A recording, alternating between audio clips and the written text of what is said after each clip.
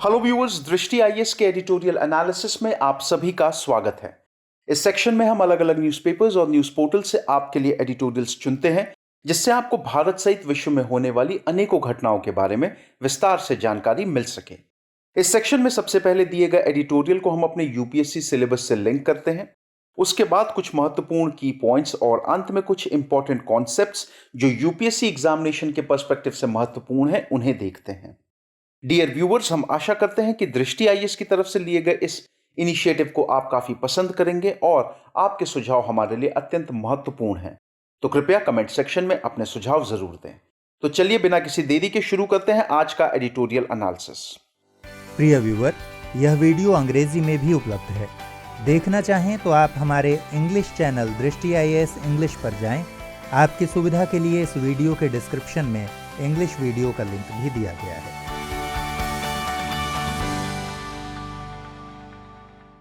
आज का editorial the Hindu newspaper से लिया गया है, जो कि 18 दिसंबर 2020 को प्रकाशित हुआ है। आज के एडिटोरियल का शीर्षक है सैंक्शंस ओवर रीच। यदि आज के एडिटोरियल को हम समराइज करें तो हम ये कह सकते हैं कि अमेरिका को यह समझना होगा कि नई शक्तियों के उभार के साथ एक परिवर्तित वैश्विक व्यवस्था में वह अपनी शर्तें नहीं लाद सकता। यदि आज के एडिटोरियल को हम अपने यूपीएससी सिलेबस से लिंक करें तो हम उसे जीएस पेपर 2, जिसमें सेक्शंस जैसे कि पॉलिटी, कॉन्स्टिट्यूशन, गवर्नेंस और मुख्यतः इंटरनेशनल रिलेशंस वाले सेगमेंट से जोड़ करके देख सकते हैं। आज के एडिटोरियल के कुछ प्रमुख बिंदु: रूस से S-400 मिसाइल रक्षा प्रणाली की खरीद के लिए तुर्की पर प्रतिबंध लगाने का अमेरिका का निर्णय नेटो के 2 सदस्यों के बीच पहले से ही तनावग्रस्त संबंधों को और जटिल बनाता है। जैसा कि हम लोग जानते हैं कि बीते सोमवार को अमेरिका ने तुर्की के ऊपर कुछ प्रतिबंध लगा दिए।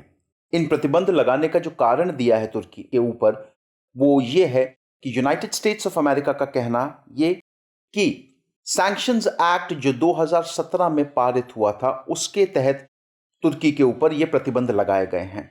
और ये कहा गया है कि क्योंकि तुर्की ने जो प्रतिबंधित देश हैं, जो 3 प्रतिबंधित देश हैं, उनमें से एक रशिया, उससे S-400 मिसाइल रक्षा प्रणाली जो खरीदी है, उसकी वजह से तुर्की के ऊपर ये प्रतिबंध जो हैं वो लगाए गए हैं। अमेरिका ने लगातार कई स्तरों पर और कई मौकों पर तुर्की से ये कहा है कि यदि तुर्की S-400 मिसाइल रक्षा प्रणाली खरीदता है तो उससे यूनाइटेड स्टेट्स की जो मिलिट्री टेक्नोलॉजी है उसके ऊपर एक खतरा मंडरा सकता है।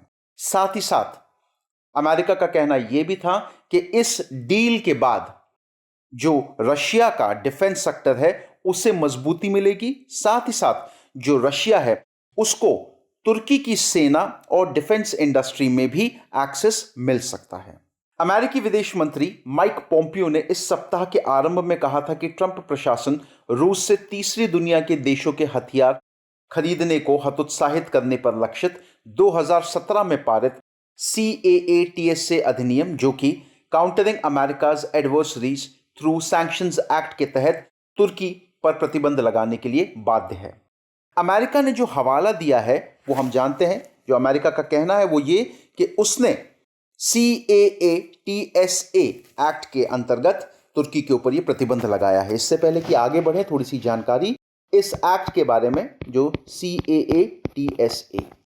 देखिए, 2017 में ये एक्ट इनैक्ट किया गया था और ये एक फेडरल लॉ है जो कि प्रतिबंध लगाता है 3 देशों के ऊपर: ईरान, नॉर्थ कोरिया और रशिया। साथ ही साथ उन देशों को भी प्रतिबंध का सामना करना पड़ सकता है यदि वे रशिया के साथ किसी भी तरीके की डिफेंस या इंटेलिजेंस डील करते हैं। इससे पहले अमेरिका ने अपने F-35 फाइटर जेट कार्यक्रम से तुर्की को निलंबित कर दिया था, जहां वॉशिंगटन को आशंका थी कि इससे यह रूस प्रणाली के समक्ष भेद्य या कमजोर पड़ेगी। अब यहां पे भी थोड़ा सा देख लेते हैं कि ये F-35 फाइटर जेट प्रोग्राम ये था क्या। जैसा कि हम लोग जानते हैं कि भाई यूनाइटेड स्टेट्स ऑफ अमेरिका ने तुर्की को इस F-35 फाइटर जेट प्रोग्राम से बाहर निकाल दिया था पिछले वर्ष ही। अब थोड़ी सी जानकारी, ये F-35 फाइटर जेट प्रोग्राम, इसको हम लोग जॉइंट स्ट्राइक फाइटर प्रोग्राम के नाम से भी जानते हैं। साथ ही साथ इस प्रोग्राम के बारे में यह कहा जा रहा है कि ये इस सदी की सबसे बड़ी आर्म्स डील है। F-35 प्रोग्राम एक इंटरनेशनल वेपन कॉन्ट्रैक्ट है, एक तरीके का वेपन कॉन्ट्रैक्ट है यूनाइटेड स्टेट्स ऑफ अमेरिका और उसके साथियों, उसके जो एलाइज हैं उनके बीच में। इस प्रोग्राम के अंतर्गत 5th जनरेशन फाइटर जेट्स को डेवलप करने की बात कही गई है। अलग अलग देशों ने जिन्होंने भी इस डील को साइन किया है उनको फंड्स प्रोवाइड करवाने होंगे जिससे कि रिसर्च और डेवलपमेंट पूरा का पूरा किया जा सके इन F-35 फाइटर जेट्स का। अब यदि हम लोग बात करें कि किस तरीके से पेमेंट्स हुआ है, तो जो भी पार्टनर्स हैं इस डील में उनको जैसा उन्होंने पेमेंट किया है उस हिसाब से उनकी कैटेगरीज बांटी गई है। जैसे कि यदि हम लोग बात करें लेवल 1 की, तो लेवल 1 के संदर्भ में यूनाइटेड किंगडम जिसने 2.2 बिलियन यूएस डॉलर्स का इन्वेस्टमेंट किया है उसको लेवल 1 में रखा है। इटली और नेदरलैंड्स उनको लेवल 2 में रखा गया है क्योंकि उन्होंने 1 बिलियन यूएस डॉलर्स इस फंड को दिए हैं। यदि हम लोग तुर्की की बात करते हैं तो तुर्की ने 4 अन्य देशों के साथ मिलकर के इस डील में 100 से 200 मिलियन यूएस डॉलर्स की इन्वेस्टमेंट की है और इसीलिए तुर्की को लेवल 3 पे रखा गया है। जैसे जैसे जिसका लेवल है उस हिसाब से हर पार्टिसिपेंट कंट्री को टेक्नोलॉजी ट्रांसफर की जाएगी, उनके पायलट्स की ट्रेनिंग कराई जाएगी और साथ ही साथ लोकली वो इन फाइटर जेट्स को अपने देशों में मैन्युफैक्चरिंग करवा सकें, वो सुविधा प्रदान की जाएगी। राष्ट्रपति अर्दोगन ने इन प्रतिबंधों को तुर्की की संप्रभुता पर हमला कहा है। देखिए, जैसे ही ये प्रतिबंध जब लगे हैं तुर्की के ऊपर, तो तुर्की और रशिया दोनों ने अपनी अपनी प्रतिक्रियाएं दी हैं और तुर्की के जो राष्ट्रपति हैं अर्दोगन, उनका कहना यह था कि ये जो प्रतिबंध हैं ये तुर्की की संप्रभुता पर हमला है। अमेरिका के इस निर्णय का भारत पर भी असर पड़ेगा जिसने S-400 की खरीद का समझौता किया है। ट्रंप प्रशासन ने भारत को इस मामले में छूट देने की कोई प्रतिबद्धता नहीं जताई है। देखिए, यहां पे एक चीज हमको देखने वाली है कि भारत के संदर्भ में भी ऐसे प्रतिबंध लग सकते हैं। क्यों? क्योंकि भारत ने भी रशिया के साथ ऐसी ही S-400 जो मिसाइल रक्षा प्रणाली है उसकी डील साइन करी है। अब यदि हम लोग भारत की डील के संदर्भ में बात करें तो थोड़ी सी जानकारी हम लोग देख लेते हैं कि भाई भारत ने रशिया के साथ $5 बिलियन की ये डील करी है। 2018 में ये डील साइन की गई थी। इस सिस्टम को, ये जो S-400 मिसाइल रक्षा प्रणाली है, इसको हम लोग Triumph, TRIMUF, Triumph interceptor based missile system भी कहते हैं। यदि इस मिसाइल सिस्टम की हम लोग बात करें तो यह मिसाइल सिस्टम कई तरीके के जो इनकमिंग ऑब्जेक्ट्स हैं, जैसे कि विमान हो गए, फाइटर जेट्स हो गए, मिसाइल्स हो गई, ड्रोन्स हो गए, 400 किलोमीटर के रेडियस में उनको ट्रैक कर सकता है और एप्रोप्रिएट मिसाइल्स लॉन्च कर सकता है उनको न्यूट्रलाइज करने के लिए, उनको खत्म करने के लिए। यदि S-400 मिसाइल सिस्टम की हम लोग बात करें तो यह इस समय विश्व का सबसे advanced long range surface to air missile systems में से एक है। रशिया भारत को जो इसकी डिलीवरी होगी वो पहली डिलीवरी अगले वर्ष 2021 तक मिलने की संभावना है और जो पूरी की पूरी डिलीवरी है, कंप्लीट डिलीवरी, वो रशिया का कमिटमेंट है कि 2025 तक हो जाएगी। अब इसके संदर्भ में जो सबसे जरूरी चीज है, जो भारत को कहां पे चिंतित होने की आवश्यकता है, तो उसको भी हम लोग थोड़ा सा देख लेते हैं। यदि अमेरिका इस तरीके के प्रतिबंध की बात, जैसे उसने कहा कि तुर्की के ऊपर इस तरीके के प्रतिबंध लगा दिए हैं, भारत के ऊपर भी हो सकता है कि ऐसे कुछ प्रयास किए जाएं। ट्रंप एडमिनिस्ट्रेशन ने भारत को कोई गारंटी नहीं दी है कि आपके ऊपर किसी तरीके के प्रतिबंध नहीं लग सकते। तो हो सकता है कि आने वाले समय में, क्योंकि भारत रशिया से ये प्रणाली खरीद रहा है, तो भारत को भी अमेरिका की तरफ से इस तरीके के कुछ प्रतिबंधों का सामना करना पड़ सकता है। इससे पहले कि आगे बढ़े, दो चीजें थोड़ा सा एक बार आप जरा देख लीजिए कि ये जो S-400 सिस्टम है ये कार्य किस तरीके से करता है। देखिए, सबसे पहले तो लॉन्ग रेंज सर्वेलेंस रडार जो है वो किसी भी इनकमिंग ऑब्जेक्ट को ट्रैक करता है और जैसे ही वो इनकमिंग ऑब्जेक्ट रडार में आता है सीधा उसकी जानकारी जो है वो कमांड व्हीकल तक भेजी जाती है। टारगेट को आइडेंटिफाई किया जाता है और कमांड व्हीकल जो है वो मिसाइल लॉन्च करने के आदेश देता है। जैसे ही लॉन्च डेटा सबसे बेहतरीन जगह पे, सबसे बेस्ट जगह पे जो लॉन्च व्हीकल प्लेस्ड है, जैसे ही लॉन्च डेटा उसके पास पहुंचता है वो launch vehicle surface to air missile जो है वो हवा में भेज देता है।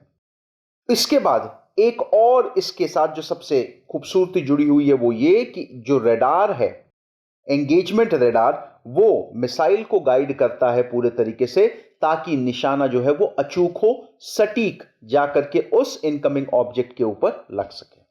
थोड़ी सी जानकारी यहां पे, क्योंकि हमने नेटो के संदर्भ में भी बात करी, तो थोड़ी जानकारी नेटो की भी प्राप्त कर लें। नेटो, अब नेटो की अगर हम लोग बात करते हैं तो नेटो है आपका नॉर्थ अटलांटिक ट्रीटी ऑर्गेनाइजेशन, एक तरीके की इंटर गवर्नमेंटल मिलिट्री अलायंस जिसको कि वॉशिंगटन समझौता, जो वॉशिंगटन संधि जो हुई थी उसके तहत बनाया गया था। बना कब है नेटो? 4 अप्रैल 1949 को नेटो की ये ट्रीटी साइन हुई थी और उसी दिन ये पिक्चर में भी आया। हेडक्वार्टर्स अगर नेटो की हम लोग बात करें तो ब्रसल्स, जो बेल्जियम की राजधानी है, वहां लोकेटेड है। ऑब्जेक्टिव क्या था? देखिए, नेटो के ऑब्जेक्टिव दोनों पॉलिटिकल भी थे, मिलिट्री भी थे।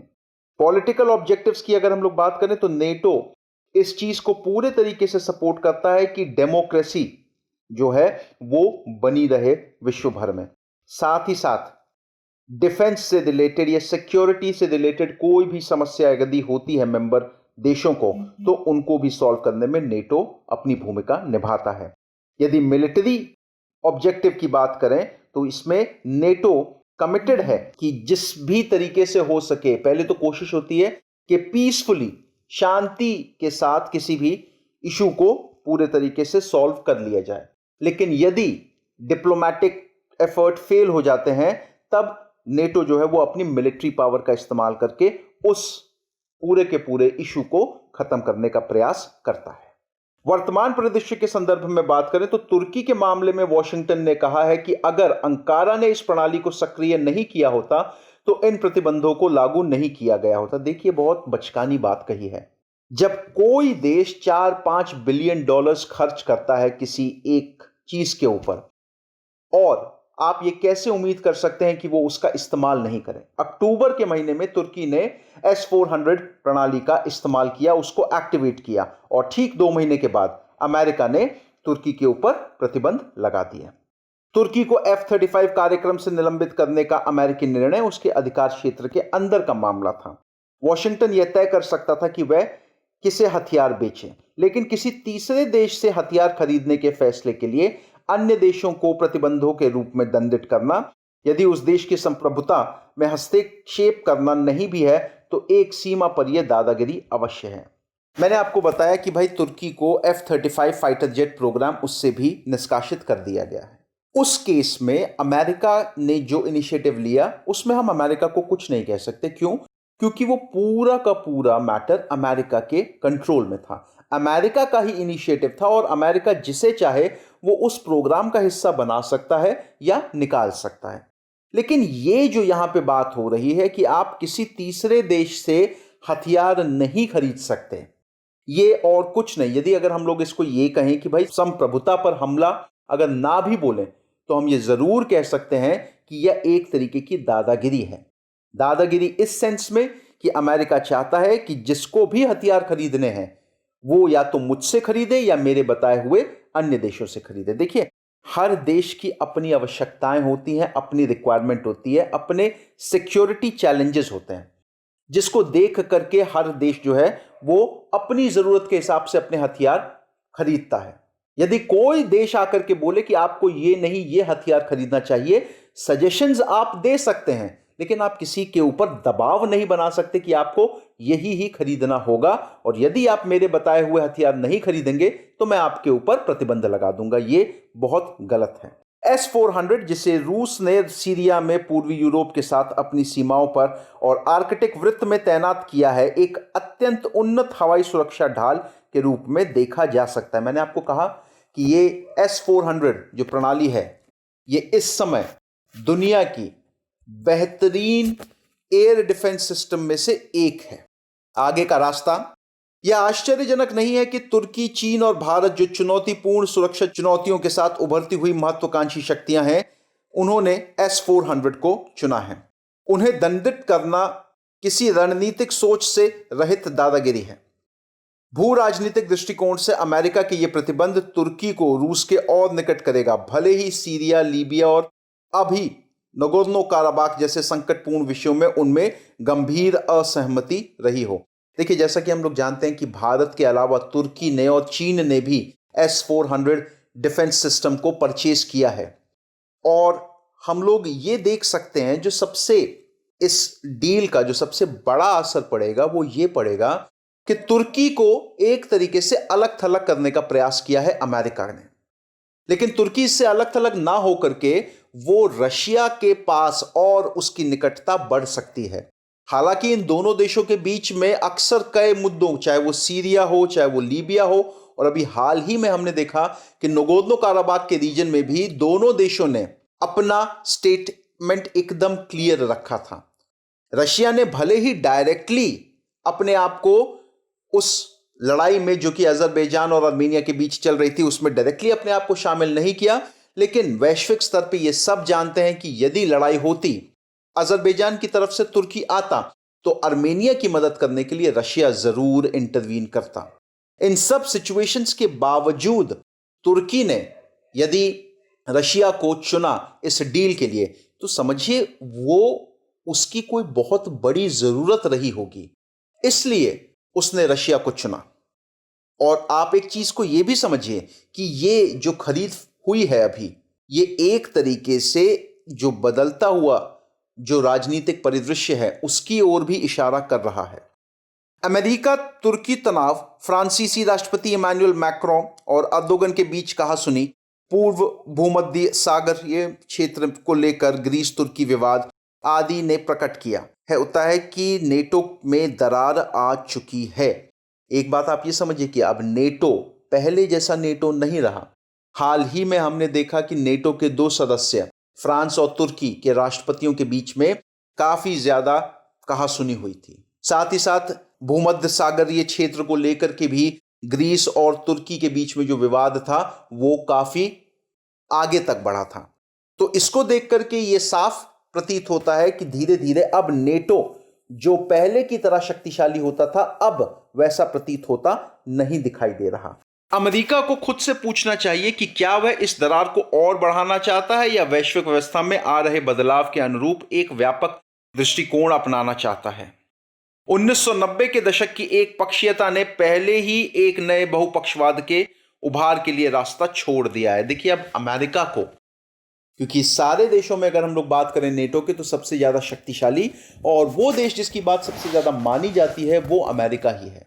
अब ये पूरा का पूरा मामला अमेरिका के हाथ में है कि क्या ये जो दरार बढ़ रही है नेटो के देशों के बीच में, उस दरार को वो और चौड़ा करना चाहता है या बदलती हुई वैश्विक व्यवस्था के अनुरूप एक व्यापक दृष्टिकोण अपनाना चाहता है। देखिए, सन 1990 का जो दशक था, जब यूएसएसआर का विघटन हो गया, तो उस समय इकलौती जो शक्ति थी वो केवल और केवल अमेरिका के तौर पे थी। उस समय की जो एक पक्षीयता थी, उसी ने ही आज जो हम लोग बहुपक्षीयता देख रहे हैं, तब से लेकर के अब तक बहुत बदलाव आ चुके हैं। दुनिया के कई सारे क्षेत्र ऐसे हैं जो जहां पे नए पावर सेगमेंट्स बन चुके हैं, भारत के फॉर्म में, चाइना के फॉर्म में, तुर्की के फॉर्म में। ये देश जो है, अब ये देश किसी की बात या किसी की दादागिरी ऐसे ही नहीं मान लेंगे। हर देश का एक अपना स्टैंड है किसी चीज को लेकर के, और आप उन पर दबाव नहीं बना सकते, क्योंकि आपकी भी बहुत सारी जरूरतें उन देशों से जुड़ी हुई हैं। अमेरिका को इस चीज को समझना होगा कि ये जो उभरती हुई शक्तियां हैं, अब वॉशिंगटन जो है वो उनको अपने मन मुताबिक चला नहीं सकता है। ये बहुत जरूरी चीज है जिसको जितना जल्दी हो जाए अमेरिका को समझ में आ जाना चाहिए। तो व्यूअर्स, ये था आज का एडिटोरियल एनालिसिस। आज के एडिटोरियल से संबंधित जो प्रश्न बन सकता है वो है S-400 सौदा क्या है, तुर्की पर अमेरिकी प्रतिबंध से भारत की चिंता क्यों बढ़ी है। सो व्यूअर्स, आई होप आप सभी को आज का एडिटोरियल एनालिसिस पसंद आया हो। धन्यवाद।